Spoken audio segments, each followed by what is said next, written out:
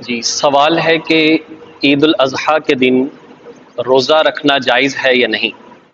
دیکھیں نبی پاک صلی اللہ علیہ وسلم کی ایک حدیث مبارکہ ہے، لا تصوموا بهذه الايام فانها اکل وشرب وبعال۔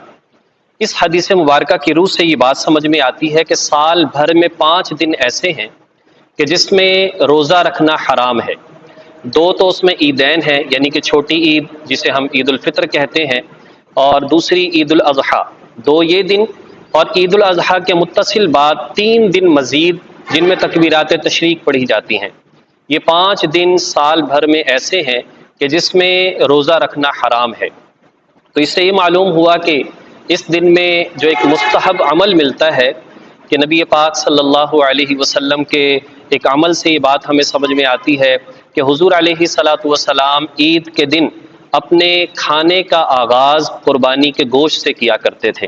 لہٰذا یہ ایک مستحب عمل ہے کہ جو انسان قربانی کر رہا ہے، بلکہ جو قربانی نہیں بھی کر رہا تو اس کے لیے بھی افضل یہ ہے کہ وہ شخص بھی قربانی ہی کے گوشت سے جو ہے اپنے آج کے دن کے کھانے کا آغاز کرے۔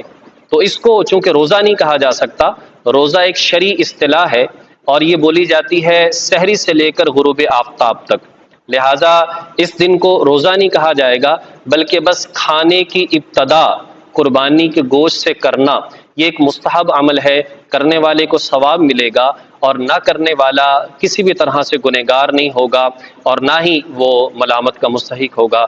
اللہ تعالیٰ توفیق عمل نصیب فرمائے۔